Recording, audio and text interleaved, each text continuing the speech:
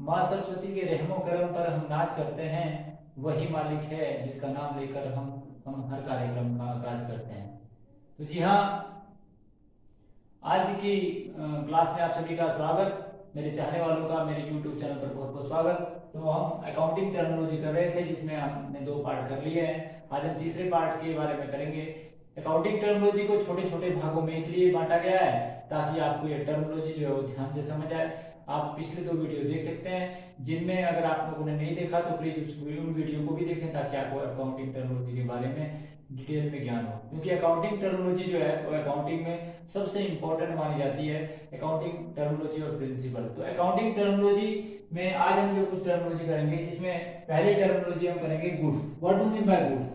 तो articles manufactured और bought for resale with profit motive is called goods. तो आप सभी जानते हैं कि व्यापारी जिन वस्तुओं में व्यापार करता है उन वस्तुओं को पुनः विक्रय करना और लाभ पर करना जो है ये गुड्स कहलाता है। आप सभी जानते हैं कि माल जो है विशेष रूप से आप ये समझें कि अगर आप फर्नीचर की दुकान में फर्नीचर बेचते हैं तो वह माल है, स्टेशनरी की दुकान में स्टेशनरी बेचना, कपड़े की दुकान में कपड़े बेचना, जूते की दुकान में जूते बेचना, इस प्रकार से ये सारे माल की श्रेणी में शामिल किए जाते हैं। परंतु यदि आप कपड़े की दुकान में फर्नीचर बेचते हैं तो है माल की श्रेणी में शामिल नहीं किया जाएगा।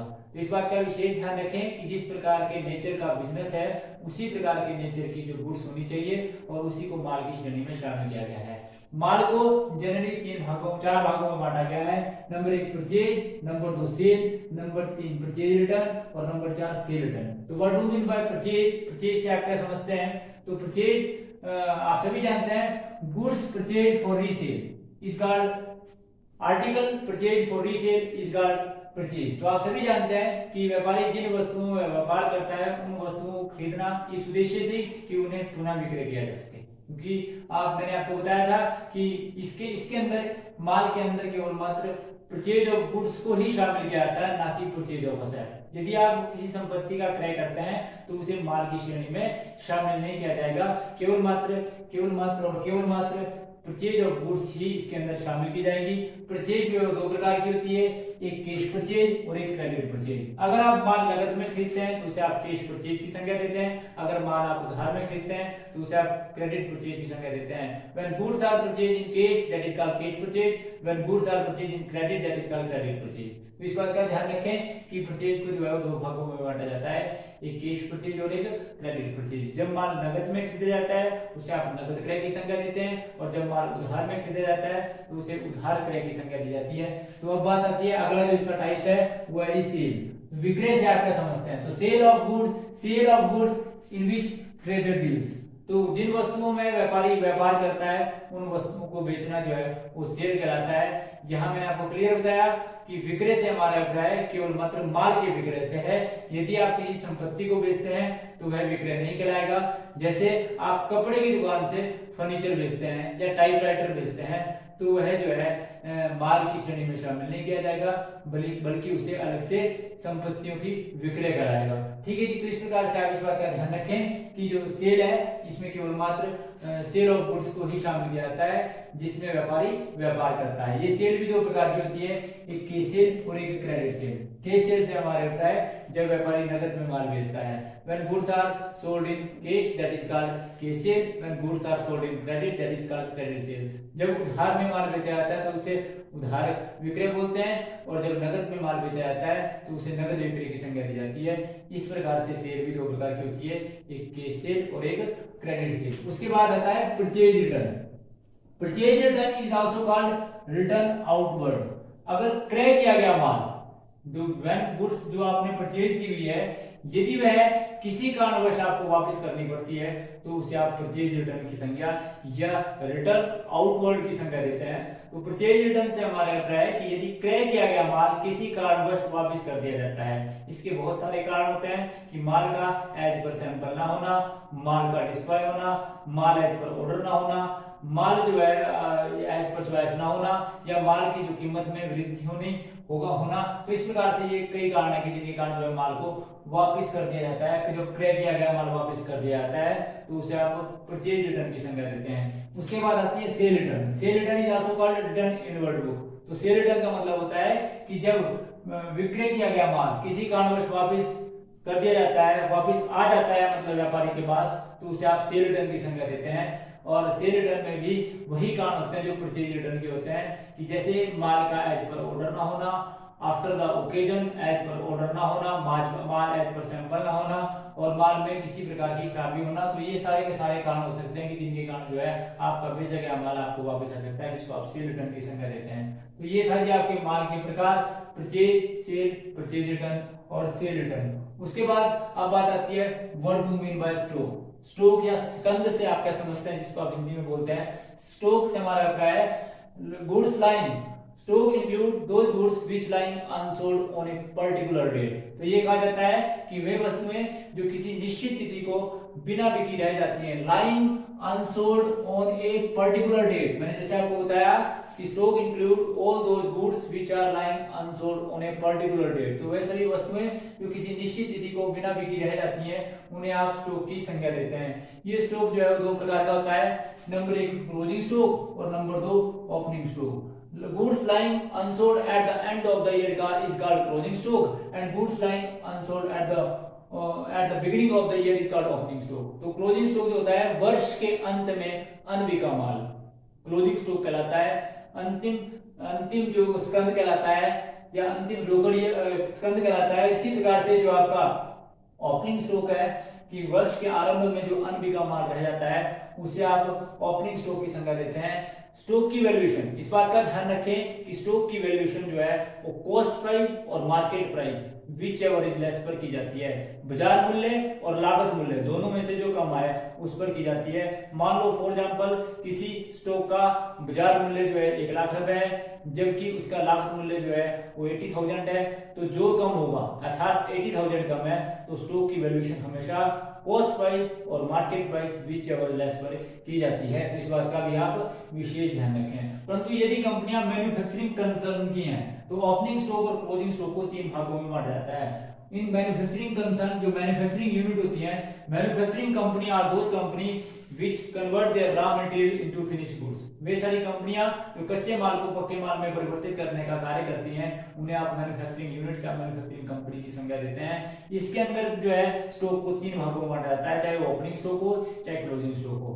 जिसमें सबसे पहला है स्टॉक ऑफ रॉ मटेरियल, कच्चा माल, stock of work in progress that is called semi finished goods, और स्टॉक ऑफ फिनिश्ड गुड्स। तो इस प्रकार से ये कहा जाता है कि जो आपका ओपनिंग स्टॉक है और क्लोजिंग स्टॉक है, उसे 3 भागों में बांटा जाता है। कच्चा माल, अर्ध निर्मित माल और पक्का माल, जिसको आप तैयार माल की संज्ञा देते हैं। अर्थात stock of work in progress, stock of raw material, stock of work in progress जिसको आप सेमी फिनिश्ड गुड्स बोलते हैं, and stock of finished goods. तो इस प्रकार से ये कहा जाता है कि माल को जो है वो 3 श्रेणियों में, ओपनिंग स्टॉक और क्लोजिंग स्टॉक को जो है वो 3 श्रेणियों में बांटा जाता है, जिसमें stock of raw material, stock of work in progress और स्टॉक ऑफ फिनिश्ड गुड्स। तो ये मैन्युफैक्चरिंग कंपनियां जो होती हैं वो ऐसा कार्य करती हैं। अगर एग्जांपल के द्वारा समझाएं कि अगर मान लो फॉर एग्जांपल आपने चीनी बनानी हो, तो चीनी के लिए जो रॉ मटेरियल है वो गन्ना है, और अगर आप उसको वर्क इन प्रोग्रेस की बात करें तो उसका जूस जब बनाते हैं, और अंत में जब उस जूस की चीनी बन जाती है तो that is called finish goods. तो इस प्रकार से ये कहा जाता है कि स्टॉक और ओपनिंग स्टॉक और क्लोजिंग स्टॉक को मैन्युफैक्चरिंग कंसर्न जो है वो 3 भागों में बांटती है। उसके बाद अगर बात करें अगले टर्मिनोलॉजी की, तो है डेटर्स। तो what do mean by debtors, इसमें बी साइलेंट है, इस बात का ध्यान रखें, डेटर्स नहीं बल्कि डेटर्स। तो what do mean by debtors, debtors क्या होते हैं, which owes some amount to the business. तो डेटर्स आर दोज पर्सन और फर्म्स, वे फर्में या वे व्यक्ति जिन्होंने व्यवसाय का कुछ देना हो, अर्थात जिन व्यक्तियों अथवा फर्मों से व्यवसाय ने कुछ माल, कुछ लेना हो, कुछ नगद लेना हो। जैसे फॉर एग्जांपल आपने राम को 10,000 रुपए का माल बेचा, जब तक राम 10,000 रुपए का भुगतान नहीं करेगा वह व्यवसाय का देनदार कहलाएगा, डेटर्स कहलाएगा। तो इस बात का विशेष ध्यान रखें कि वे व्यक्ति अथवा फर्में जिन्होंने व्यवसाय का कुछ देना हो, अर्थात जिन व्यक्तियों अथवा फर्मों से व्यवसाय ने कुछ लेना हो, वह व्यवसाय के देनदार कहलाते हैं। देनदार का उल्टा क्रेडिटर्स। इस बात का भी विशेष ध्यान रखें कि यहाँ पर जो डेटर्स होते हैं उन्हें बिजनेस में असेट साइड दिखाया जाता है। डेटर्स बिजनेस के में असेट साइड दिखाए जाते हैं, ये बिजनेस के करंट असेट होते हैं। इसके बाद आती है क्रेडिटर्स। तो क्रेडिटर्स जो होते हैं, क्रेडिटर्स आर द पर्सन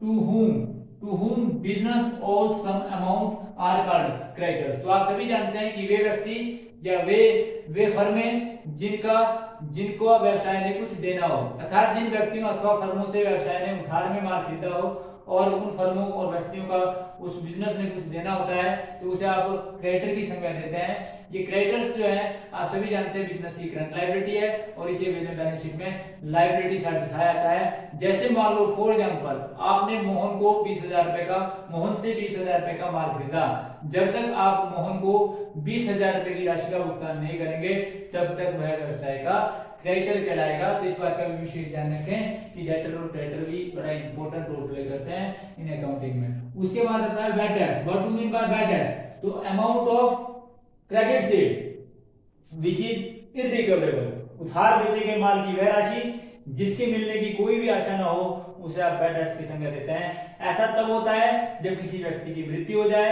या व्यक्ति जो है अनसाउंड माइंड हो जाए, दिवालिया हो जाए या पागल हो जाए, तो इस प्रकार से जो है इंसॉल्वेंट हो जाए, तो इस प्रकार की स्थिति में जो है वो उसको आप बैड डेट्स की संज्ञा देते हैं। तो बैड डेट्स जो होते हैं अप्राप्त ऋणों से हमारा अभिप्राय है कि उधार बेचे गए माल की वह राशि जिसके मिलने की कोई भी आशा ना हो, उसे आप बैड डेट्स की संज्ञा देते हैं। तो amount of credit sale which is irrecoverable is called bad debts. और ऐसी स्थिति तब आती है यदि व्यक्ति दिवालिया हो जाए या किसी व्यक्ति की मृत्यु हो जाए या व्यक्ति जो है पागल हो जाए अर्थात वह देने में असमर्थ रहता हो, तो उसे आप बैड डेट्स की संज्ञा देते हैं। उसके बाद बैड डेट्स के बाद आते हैं डिस्काउंट।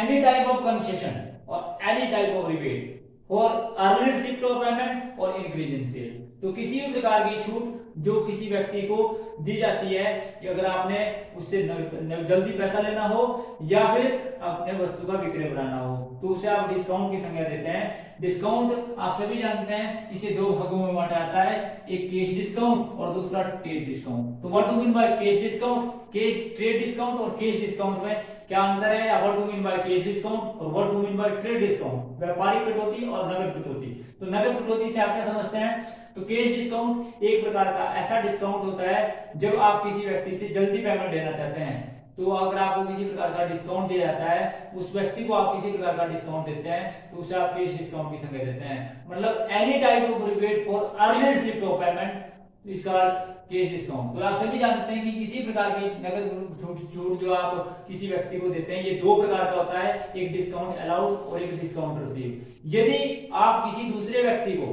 जिससे आपने पैसा लेना हो और वह आपको जल्दी पेमेंट कर देता है, तो यदि आप उसको जो है किसी प्रकार की छूट देते हैं, तो उसे आप डिस्काउंट अलाउड की संज्ञा देते हैं। ये बिजनेस की हानि है, इस प्रकार की हानि को बिजनेस की हानि माना जाता है, परंतु जिस व्यक्ति को हमने डिस्काउंट दिया उसका वह लाभ बन जाता है। इसी प्रकार से यदि हम डिस्काउंट रिसीव करते हैं, हम डिस्काउंट कब रिसीव करते हैं? यदि हमने किसी व्यक्ति का भुगतान करना हो और हम भुगतान जो है उसको पूरी राशि ना कर कुछ कम राशि का करते हैं क्योंकि हमने उसको अर्ली पेमेंट करी, तो इस प्रकार से जो हमें छूट मिलती है उसे आप डिस्काउंट रिसीव की संज्ञा लेते हैं। तो डिस्काउंट रिसीव जो है वो बिजनेस की इनकम है। डिस्काउंट अलाउड और डिस्काउंट रिसीव दोनों ही नॉमिनल अकाउंट है।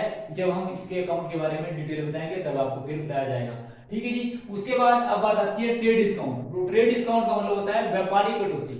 बड़ी बड़ी व्यापारिक संस्थाएं आप सभी जानते हैं कि व्यापारिक कटौती देती हैं। ये इसका मेन मोटिव होता है वस्तु का विक्रय बढ़ाना। आप जब कभी किसी मल्टीपल शॉप में जाएंगे, मल्टीपल शॉप्स में जाएंगे, बड़ी बड़ी दुकानों में जाएंगे, वहां आप देखेंगे कि बड़े बड़े अक्षरों में लिखा होता है कि 50% ट्रेड डिस्काउंट। इसका मतलब है कि वस्तु का विक्रय बढ़ाने के लिए वह डिस्काउंट देते हैं। और ये नकद हो, चाहे आप नकद में माल खरीदते हो चाहे उधार में माल खरीदते हो, ये सभी पर दिया जाता है। परंतु व्यापारिक कटौती की लेखा पुस्तकों में एंट्री नहीं की जाती, बल्कि इसे लिस्ट प्राइस से पहले ही घटा दिया जाता है। तो अब बात आती है कि कैश डिस्काउंट और ट्रेड डिस्काउंट के बीच में क्या अंतर है। तो cash discount early shift of payment के लिए होता है, ट्रेड डिस्काउंट जो है वस्तु का विक्रय बढ़ाने के लिए होता है।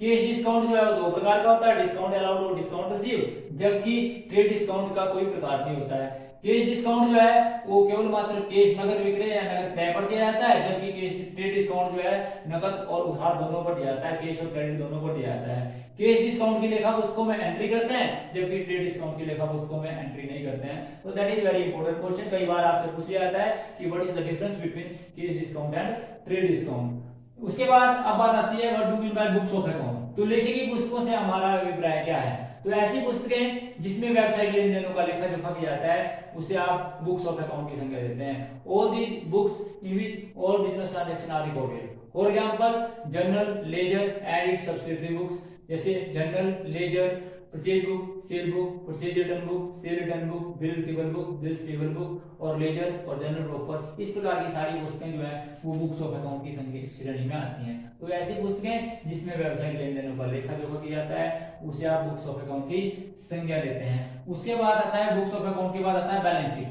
बैलेंस शीट एक प्रकार की balance sheet is also called economic sheet, it is also called financial statement. एक प्रकार की ऐसा चिट्ठा जो which tells you about the financial position of the business, which tells you about the asset and liability and capital position of the business. It is necessary to prepare according to company act.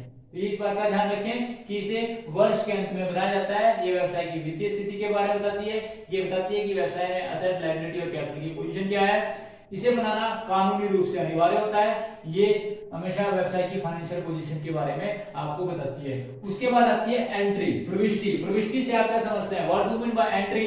तो आप सभी जानते हैं कि entry से हमारा अभिप्राय है जब व्यावसायिक लेन देनों का लेखा जोखा लेखा पुस्तकों में किया जाता है। जिन पुस्तकों entry is the process of recording from journal to ledger. तो ये कहा जाता है कि जर्नल व उसकी सहायक बहियों में लिखना, all business transaction which are recorded in the journal and its subsidiary books is called entry। तो ये बोलते हैं कि व्यावसायिक व्यवहारों को जर्नल व उसकी सहायक बहियों में लिखना प्रविष्टि कहलाता है, एंट्री कहलाता है। तो अगर आप व्यावसायिक लेन देनों को जर्नल व उसकी सहायक बहियों में लिखते हैं, जर्नल और सहायक बहियां कौन सी हैं? Cash book, purchase book, sale book, purchase return book, bill receivable book, bills payable book and general book पर। तो इन पुस्तकों में जब कोई एंट्री की जाती है तो उसे आप एंट्री करना बोलते हैं, एंट्री प्रविष्टि कहलाती है। Posting, what do mean by posting? खाते आने से आप क्या समझते हैं? The process of recording from journal to ledger. ये कहा जाता है journal and its subsidiary books to laser.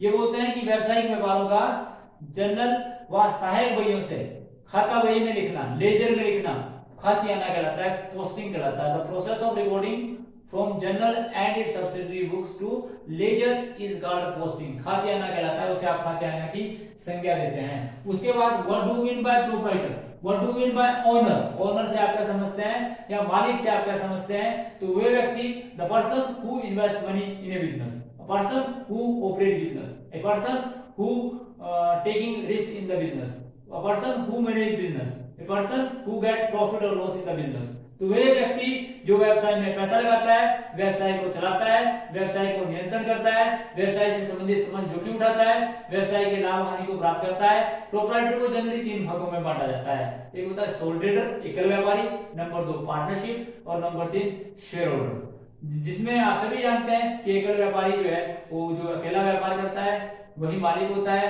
वही व्यवसाय को चलाता है, वही व्यवसाय से संबंधित समस्त जोखिम उठाता है और वही व्यवसाय का लाभ हानि का भागीदारी होता है। इसी प्रकार से अगर साझेदारी की बात करें तो 2 या 2 से अधिक व्यक्ति होते हैं, वह पूंजी लगाते हैं, वह व्यवसाय को नियंत्रण करते हैं, वही जो है मिलकर जो है व्यवसाय के लाभ हानि को प्राप्त करते हैं, वही व्यवसाय से संबंधित समस्त जोखिम उठाते हैं, वही व्यवसाय के बारे में समस्त निर्णय लेते हैं। तो इस प्रकार से उसके बाद आपकी ज्वाइंट स्टॉक कंपनी आती है। तो ज्वाइंट स्टॉक कंपनी में जो पैसा लगाते हैं वह व्यक्ति जो है शेयर होल्डर होते हैं, वह कंपनी के मालिक बन जाते हैं और वही जो है सब मिलकर पैसा लगाते हैं, वही व्यवसाय में का संचालन करते हैं, वही जो है व्यवसाय से संबंधित समस्त जोखिम उठाते हैं और वही व्यवसाय के लाभ हानि के हिस्सेदार होते हैं। तो इस प्रकार से ये कहा जाता है कि वो सारे लोग जो है वो शेयर होल्डर कहलाते हैं। तो ये थे जी आपके प्रोप्राइटर और उसके टाइप्स क्या हैं। उसके बाद वोचर्स। वोचर मींस प्रमाणक, व्यवसायिक लेन देनों को प्रमाणित करने वाले प्रलेख वोचर कहलाते हैं। That is also called sources of document. एक प्रकार का ऐसा डॉक्यूमेंट्स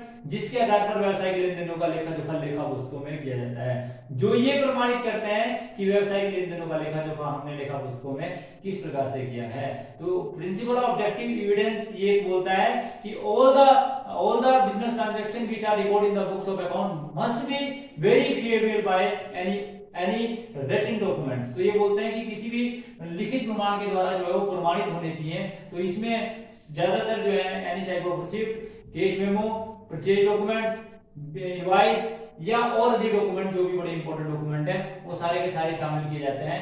ये कहा जाता है कि ये वोचर की इंपॉर्टेंस क्या है। नंबर 1 ये तो रिटर्न में होता है। नंबर 2 बात ये है कि फ्यूचर में रेफरेंस के रूप में कार्य करता है। नंबर 3 बात ये कि जब भी कभी ऑडिट किया जाता है तो वोचर के बेस पर किया जाता है। और there are any so many other advantages. जब हम जनरल का क्वेश्चन करेंगे तो वहां पर आपको डिटेल में बहुत ज्यादा बताएंगे। तो अब बात आती है कि what do mean bye vouchers के बाद जो है अगला जो है आपका डेबिट एंड क्रेडिट। तो मैंने आपको बताया था कि किसी भी अकाउंट का लेफ्ट हैंड साइड, इस साइड को जो है आप डेबिट साइड बोलते हैं और इस साइड को आप क्रेडिट साइड बोलते हैं। Left hand side of any account is called debit side and right hand side of any account is called credit side. किसी खाते के जो आपका बायां भाग है, लेफ्ट हैंड साइड है, उसको आप डेबिट बोलते हैं और राइट हैंड साइड को आप क्रेडिट साइड बोलते हैं। और आप सभी जानते हैं कि अगर आप लेफ्ट हैंड साइड में एंट्री करते हैं तो उसे डेबिट एंट्री बोलते हैं और अगर आप राइट हैंड साइड में एंट्री करते हैं तो उसे आप क्रेडिट एंट्री की संज्ञा देते हैं। तो ये था जी कि नाम और जमा का क्या अर्थ है, डेबिट और क्रेडिट का क्या अर्थ है। उसके बाद what do mean bye turnover. Turnover is also called total cell. किसी व्यापारी द्वारा एक निश्चित समय में बेचे गए कुल माल की मात्रा को टर्नओवर की संज्ञा देते हैं। Turnover is also called total sale. Total sale means cash sale plus credit sale. तो turnover is also called total sale. Total sale means cash sale plus credit sale. That means कि turnover किसी व्यापारी द्वारा एक निश्चित समय में बेचे गए कुल माल की मात्रा को cash sale plus credit cell का टोटल जो होता है वो टर्नओवर होता है। उसके बाद आता है what do mean by insolvent. आप सभी जानते हैं दिवालिये से आप क्या समझते हैं। What do mean by insolvent, वे व्यक्ति the person who are unable to pay their liability. वे व्यक्ति जो अपने दायित्वों का भुगतान करने में पूरी तरह से असमर्थ हो उसे आप इंसॉल्वेंट बोलते हैं। अर्थात जब हमारे असेट हमारी लायबिलिटी से कम हो, when our asset is less than our liability। तो वे व्यक्ति जो अपने दायित्वों का भुगतान करने में पूरी तरह से असमर्थ हो उस व्यक्ति को दिवालिया बोलते हैं। और एक व्यक्ति दिवालिया किसी व्यक्ति विशेष द्वारा निश्चित नहीं किया जाता बल्कि कोर्ट के द्वारा उस व्यक्ति को दिवालिया घोषित कर दिया जाता है। और दिवालिया घोषित करने के लिए जो है वो कोर्ट जो है इस बात का डिसीजन सुनाता है कि ये व्यक्ति जो है अपने दायित्वों का भुगतान करने में पूरी तरह से समर्थ नहीं है, अर्थात इसके असेट जो है वो कम है लायबिलिटी से। तो that person is called insolvent. उसके बाद आता है सोल्वेंट, साहूकार। इंसॉल्वेंट का उल्टा होता है सोल्वेंट। सोल्वेंट मींस साहूकार, वे व्यक्ति जो अपने दायित्वों का भुगतान करने में पूरी तरह से समर्थ हो। The person who are able to pay their liability.